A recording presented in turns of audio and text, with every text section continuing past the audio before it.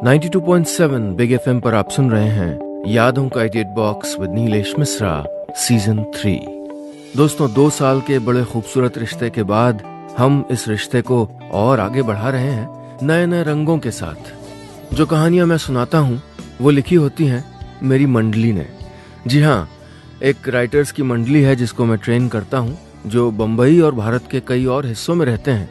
मैं उनकी मदद करता हूँ बेहतर से बेहतर कहानियां लिखने में और फिर उन्हीं कहानियों को आपके सामने पेश करता हूँ। दोस्तों, आज मैं आपको सुना रहा हूँ अनु सिंह की लिखी कहानी लव मैरिज शादी के बाद। मम्मी पापा ने कहा एक दिन कि लड़के वाले मिलने आ रहे हैं। लड़के वाले मिलने आ रहे हैं ये सुनना उतना नहीं चुभता जितना लड़के वाले देखने आ रहे हैं चुभता है। वैसे मुझसे मिलने ही आए थे लड़के वाले, मुझे देखने नहीं। लड़का यानी अभिषेक, लड़के की माँ यानी मेरी होने वाली सासू माँ और लड़के की दीदी। अभिषेक के पापा और मेरे पापा बचपन के दोस्त थे, लेकिन अभिषेक के पापा के अचानक गुजर जाने के बाद सालों का फासला आ गया था दोस्ती में। पापा हमारी शादी कराकर यही फासला पाटना चाहते थे। मैं पहली बार मिल रही थी इस परिवार से, लेकिन पहली बार में ही लगा कि ये सब लोग मेरे लिए बेशक अजनबी हों, इस परिवार को अपनाया जा सकता है। अपने अपने परिवारों के बीच इस तरह भीड़ में लड़के यानी अभिषेक को कितना जान समझ पाती मैं। लेकिन इतनी भीड़ में भी अभिषेक मुझको अच्छे इंसान लगे थे। बहुत सौम्य, बहुत नर्म दिल, बहुत तमीजदार। टॉल, डार्क एंड हैंडसम की पारंपरिक परिभाषा के लिहाज से गुड लुकिंग नहीं थे वो, लेकिन मैं भी कौन सा जन्नत की हूर थी। कोई लड़का नाश्ता करने के बाद अपनी जूठी प्लेट किसी बड़े को नहीं उठाने देता और अपनी माँ के हाथ से भी जूठी प्लेट ले लेता है, वो लड़का मेरी नज़र में केयरिंग और समझदार है। आप मुझे पागल कहेंगे, लेकिन मुझको अभिषेक की वो छोटी सी आदत देख के लगा था कि इस लड़के के साथ जिंदगी बिताई जा सकती है। ऐसी ही कुछ छोटी छोटी चीजें देखी थीं अभिषेक में उस शाम। पापा से बात करते हुए बात बात पे मुस्कुराना, ऊंची आवाज में बात ना करना, मेहमान की तरह नहीं बल्कि घर के एक सदस्य की तरह पेश आना और मुझसे बात करते हुए सिर्फ और सिर्फ मेरी बात सुनने का सब्र होना। कुछ तो था अभिषेक में कि उनके साथ पूरी जिंदगी गुजारने के लिए हाँ करने में मुझको कुल 3 दिन लगे थे। हमने 2 बार फोन पे बात की और 1 बार मिले, और इतने थोड़े से समय में भी अभिषेक ने मुझको शादी के लिए राजी कर लिया था। मैंने 3 ही दिन में शादी के लिए, वो भी अरेंज मैरिज के लिए हाँ कैसे कह दिया, ये मेरी जिंदगी का अब तक का सबसे बड़ा आश्चर्य है। सही कहते हैं पापा, किसी के बारे में कोई राय उसके बाहरी रंग रूप और रवैये से नहीं बनाई जा सकती। अभिषेक से 2 बार मिली और जान गई कि ऊपर से शांत दिखने वाला यह इंसान असल में भीतर से खरा है, बहुत खरा और बहुत अच्छा। जिंदगी ने कई सारे इम्तिहान लेकर अपनी कसौटी पे घिस घिस कर खरा बनाया था अभिषेक को। शायद यही बात मुझको भी रास आ गई थी। मेरे मन में अभिषेक के लिए प्यार बाद में जागा होगा, ढेर सारी इज्जत पहले आ गई थी। प्यार भी हो ही जाएगा, इसी उम्मीद में मैंने शादी के लिए हाँ कर दी। शादी के लिए मैंने हाँ क्या की, मेरा पूरा खानदान जैसे पागल हो गया। मम्मी पता नहीं कब से मेरे लिए अलमारियों में किस्म किस्म की साड़ियां और गहने खरीद खरीद के रख रही थीं। पापा ने मेरी शादी में आमंत्रित किए जाने वाले मेहमानों की लंबी लिस्ट पता नहीं कब से बना रखी थी। मैं पहली बेटी थी खानदान की, इसलिए मेरी शादी को लेके जालंधर वाली बुआ, लखनऊ वाली मौसी, बेंगलोर वाले मामा जी, पटना वाले सुंदर चाचा, दिल्ली वाली रमा बुआ, लंदन वाले रत्ता अंकल और कोलकाता वाली नीमा आंटी सब उतने ही एक्साइटेड थे जितने मेरे मम्मी पापा। लेकिन सबको मेरी शादी की इतनी ही जल्दी थी कि 1 हफ्ते के भीतर ही शादी का मुहूर्त भी निकल गया और 15 दिन के भीतर सगाई भी हो गई। कल तक जो बेफिक्र, आजाद, बिंदास, बेपरवाह थी, वो राशि अब दुल्हन बनने जा रही थी। मैं दुल्हन बनने जा रही थी। 92.7 बिग एफएम पर आप सुन रहे हैं यादों का edit box with Nilesh Mishra season 3। दोस्तों, आज मैं आपको सुना रहा हूं अपनी मंडली के सदस्य अनु सिंह की लिखी कहानी लव मैरिज शादी के बाद। आज की कहानी में अब तक आपने सुना कि राशि और अभिषेक की शादी उनके पेरेंट्स तय करते हैं। राशि ने शादी के लिए हाँ कर दी है और अब घर में शादी की तैयारियां शुरू हो गई हैं। अब आगे। दरअसल शादी के लिए मम्मी पापा से ज्यादा अभिषेक को जल्दी थी, इसलिए भी क्योंकि अभिषेक की माँ यानी मेरी होने वाली सास अक्सर बीमार रहती थी। अपनी सगाई से पहले मैं अभिषेक से कुल 4 बार मिली थी, अपने घर पे, दूसरी बार अकेले में और बाकी 2 बार अपने ही घर में मेरे मम्मी पापा के साथ। हमने फोन पे बात जरूर की थी, लेकिन किसी को अच्छी तरह जान समझ पाने के लिए फोन पे बात करना कहाँ काफी होता है। किसी को अच्छी तरह जान समझ पाने के लिए कई कई बार मिलना भी कहाँ काफी होता है। सच कहें तो किसी को अच्छी तरह जान समझ पाने के लिए एक उम्र भी काफी नहीं होती। इसीलिए गट फीलिंग, अपने भीतर की आवाज को तवज्जो देते हुए फैसले किए जाने चाहिए। पापा ने एक बार ये बात कही थी मुझसे। शादी की तारीख जितनी नजदीक आती जा रही थी, मुझे अपने भीतर की आवाज, अपनी गट फीलिंग पे उतना ही भरोसा होता जा रहा था। मेरी गट फीलिंग यह भी कहती थी कि अभिषेक की मुश्किलों के बावजूद, उसके परिवार की तकलीफों के बावजूद मैं उसमें रमने लगूंगी। मुझे मुश्किलों से डर नहीं लगता, मैं चुनौतियों से नहीं घबराती। पापा ये बात जानते थे, इसलिए उन्होंने इतने यकीन के साथ अभिषेक को चुना था मेरे लिए। अपनी सगाई वाले दिन मैं दूसरी बार अभिषेक की मां से मिली।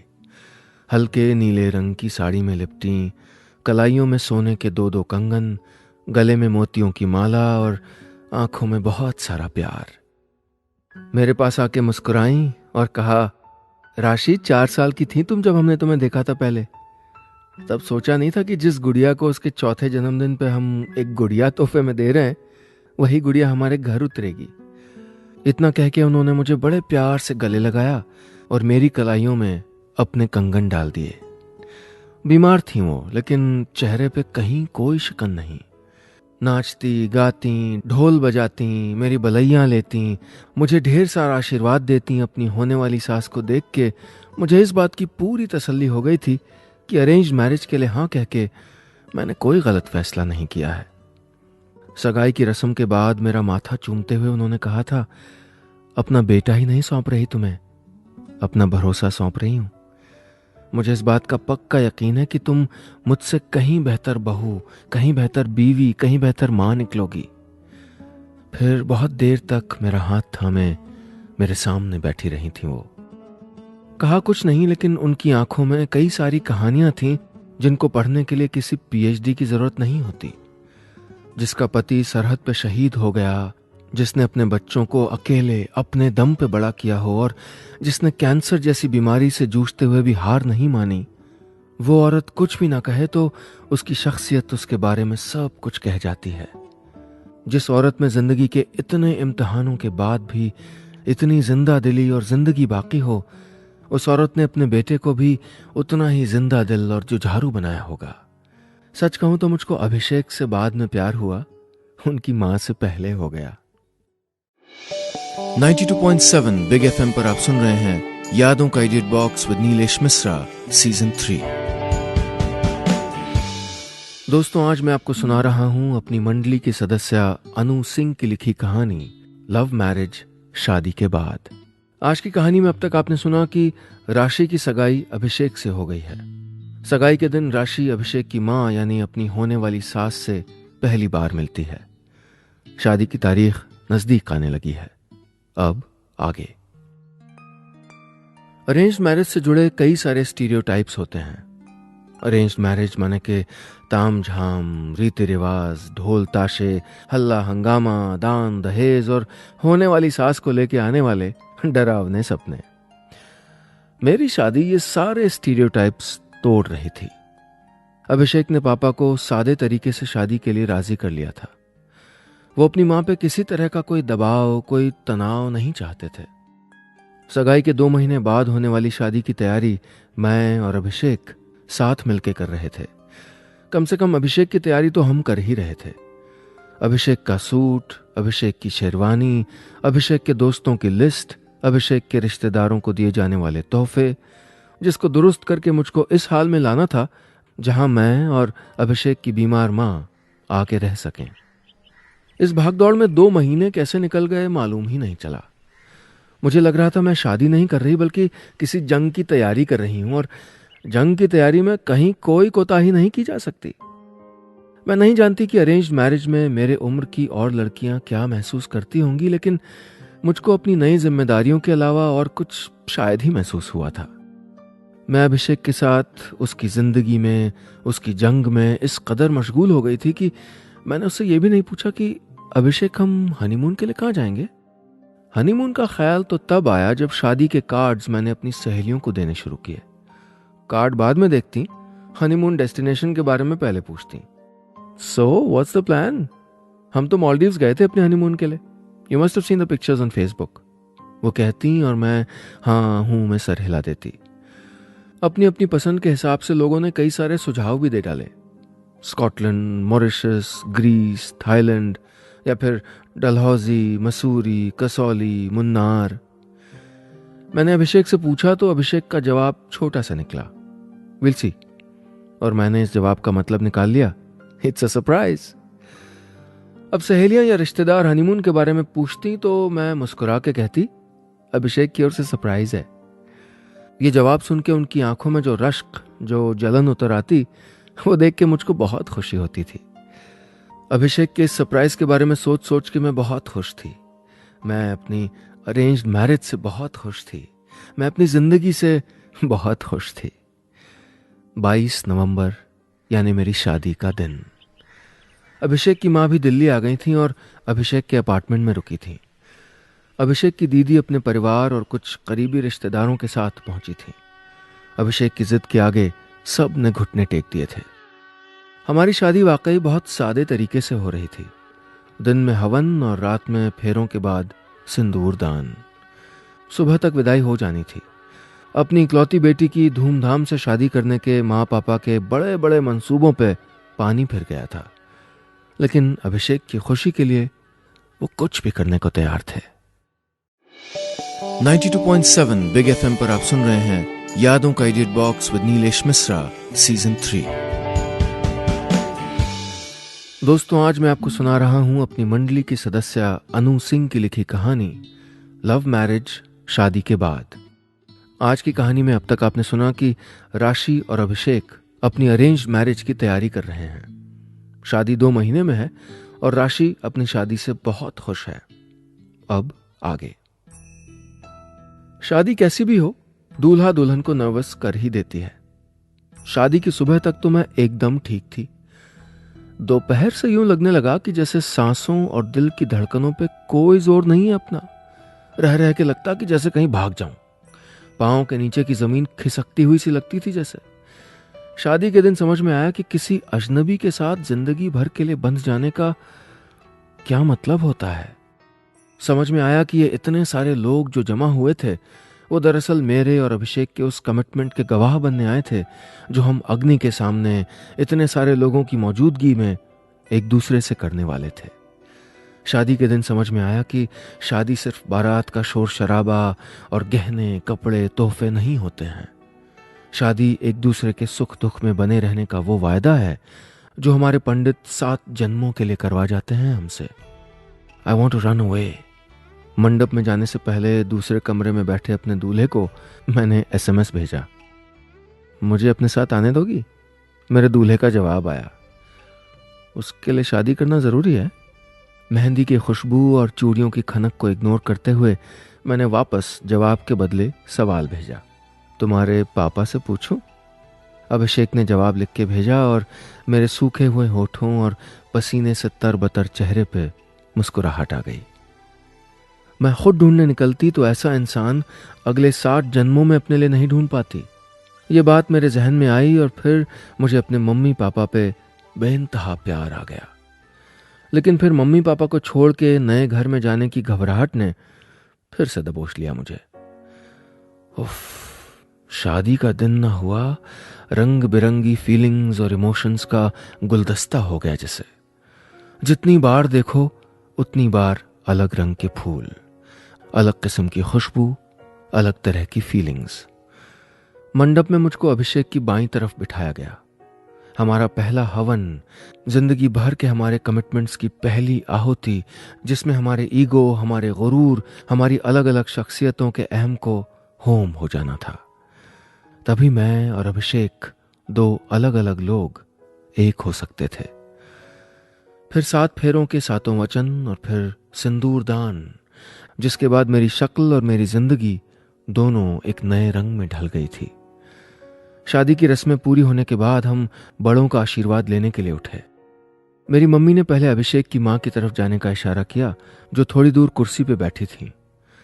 देर रात तक जागने की थकन से चूर, बीमार, कमजोर, एक निरीह बच्चे की तरह मैं दौड़ के उनके गले लग जाना चाहती थी और कहना चाहती थी, सॉरी मां, बस इतना सा ही। अब हम घर चलेंगे और उसके बाद आपको कोई कभी इस तरह 2-2 घंटे बैठने को नहीं कहेगा। मैं उनको शुक्रिया कहना चाहती थी कि इतनी तकलीफ के बावजूद वो हमको आशीर्वाद देने के लिए बैठी रहीं। लेकिन इससे पहले कि हम उन तक पहुंच पाते, पता नहीं क्या हुआ कि उनकी सांसें उखड़ने लगीं। हमारे देखते देखते और दौड़ के उन तक पहुंचते पहुंचते मां कुर्सी से गिर के बेहोश हो गईं। 92.7 बिग एफएम पर आप सुन रहे हैं यादों का edit box with Nilesh Mishra, season 3। दोस्तों, आज मैं आपको सुना रहा हूं अपनी मंडली की सदस्य अनु सिंह की लिखी कहानी लव मैरिज, शादी के बाद। आज की कहानी में अब तक आपने सुना कि राशि और अभिषेक की शादी के दिन दोनों बहुत नर्वस हैं। शादी हो जाती है और जैसे ही दोनों अभिषेक की मां का आशीर्वाद लेने के लिए आगे बढ़ते हैं, उनकी तबीयत बेहद खराब हो जाती है। अब आगे। मेरी डोली नहीं उठी। विदाई के वक्त किसी ने फूलों से सजी मेरी गाड़ी को धक्का नहीं दिया। आरती की थाली के साथ किसी ने मेरा स्वागत नहीं किया। चावल से भरे कलश को गिरा के ससुराल की देहरी लांघने का अनुभव हुआ ही नहीं मुझे। मां के बेहोश होते ही हम अपनी अपनी गाड़ियों में लद के अस्पताल पहुंच गए थे किसी तरह। 3-4 दिन की थकान और शादी के घर के तनाव के बीच मां की सेहत बिगड़ गई थी शायद। मैं वैसे ही दुल्हन बनी हुई अस्पताल के कॉरिडोर में दौड़ दौड़ के डॉक्टरों, नर्सों से बात करती रही। अभिषेक बेहाल थे। शादी की खुशी देखते ही देखते उदासी और डर में बदल गई थी। मां अस्पताल में थी और दीदी उनके सरहाने। मां को हॉस्पिटलाइज करने की सारी फॉर्मेलिटीज पूरी करने के बाद अभिषेक मुझको अपने घर छोड़ने आए थे। उन्होंने कहा, अभी थोड़ी देर आराम कर लो राशि, उसके बाद फुर्सत ना मिले शायद।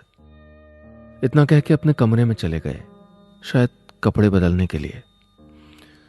अपने कमरे के दरवाजे पे खड़े खड़े मैं अपना नया घर, नया कमरा देखती रही। ये था मेरा घर, यहां बसानी थी गृहस्थी मुझे।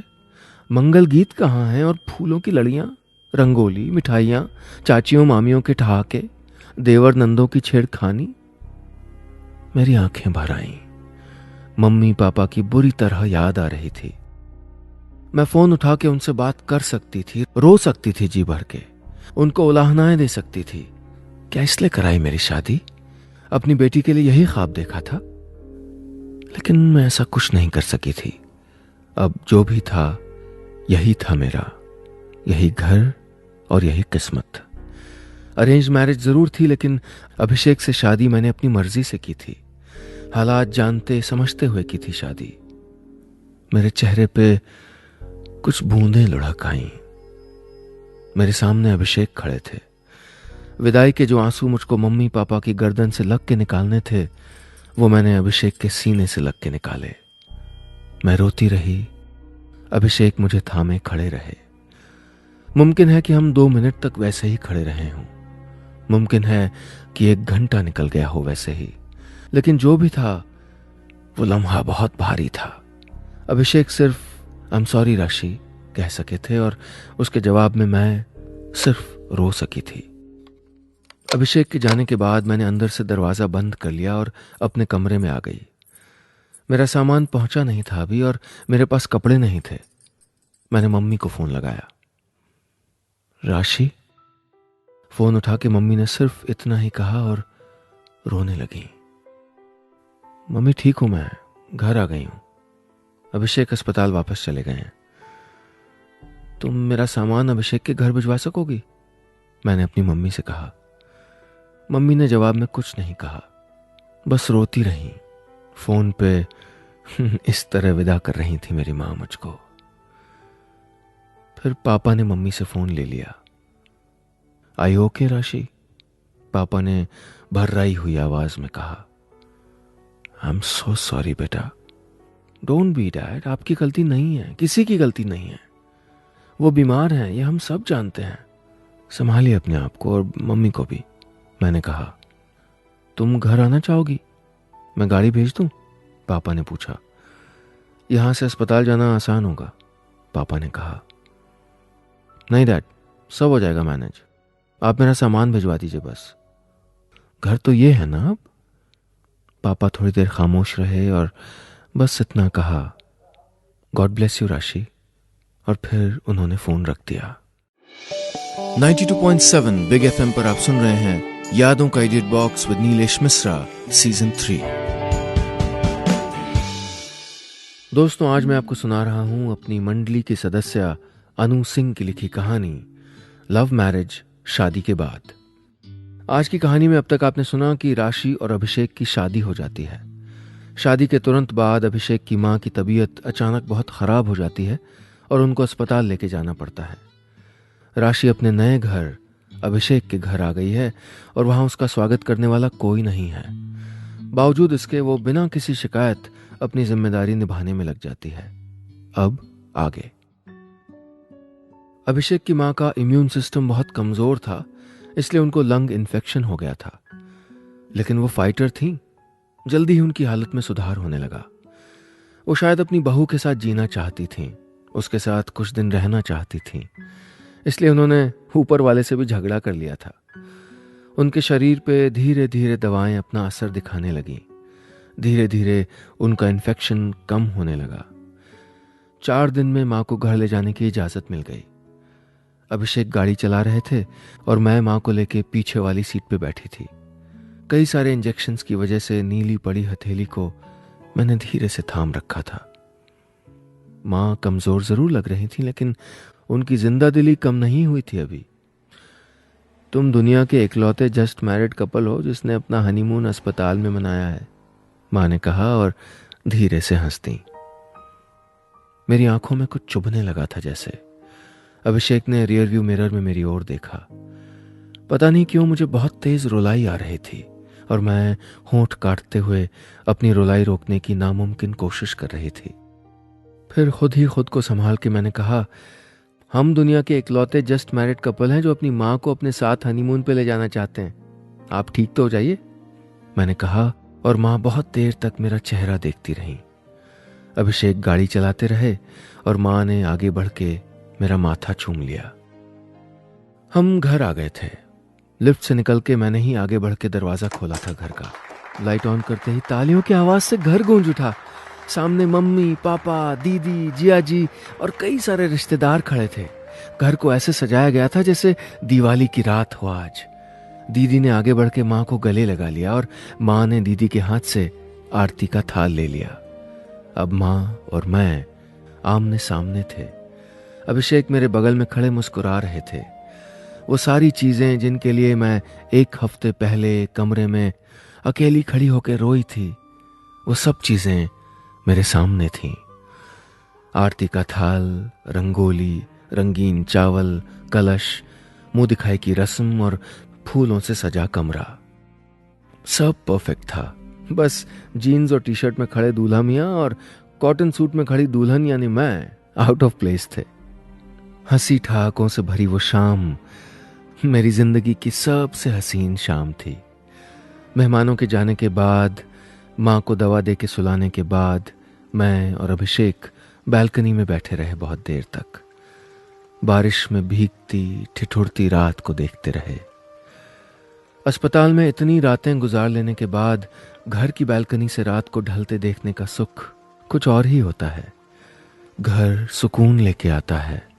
घर डर को दूर करता है। शादी के बाद घर में साथ गुजरी वो हमारी पहली रात थी। मुझसे शादी करने का अफसोस है? अभिषेक ने अचानक पूछा। मैं हैरान होकर अभिषेक का चेहरा देखने लगी। इस अनयूजुअल अरेंज मैरिज में क्या क्या देखना बाकी था अभी। अभिषेक के चेहरे पे लाचारी और बेबसी के अलावा बहुत सारा अफसोस था, लेकिन बहुत सारा प्यार भी था। माँ की जिद थी कि मैं शादी कर लूं। पता नहीं तुम्हारे पापा क्यों राजी हो गए। शायद मेरे पापा से बहुत लगाव था उनको। But all of us have been very selfish. किसी ने तुम्हारे बारे में नहीं सोचा। तुम ये सब डिजर्व नहीं करती। अभिषेक बोलते रहे और मैं सुनती रही। राशि, कोई अफसोस तो नहीं है? अभिषेक ने मेरी आंखों में देखते हुए एक बार फिर पूछा, जैसे खुद को यकीन दिलाना चाहते थे कोई, या शायद कोई उलाहना ही सुनना चाहते थे मेरी ओर से। हाँ, एक अफसोस है। मुझे 2 महीने पहले आपसे नहीं मिलना चाहिए था, मैंने कहा, और अभिषेक की तरफ देखने के बजाय बाहर गिरती बारिश को देखती रही। मैं जानती थी कि अभिषेक की नजरें मेरे चेहरे को पढ़ने की कोशिश कर रही हैं। अफसोस ये है, मैंने अभिषेक की ओर घूम के मुस्कुराते हुए कहा, कि मैं आपसे 2-3 साल पहले क्यों नहीं मिली। अफसोस ये है कि लव मैरिज क्यों नहीं हुई हमारी। बस इतनी सी थी ये कहानी।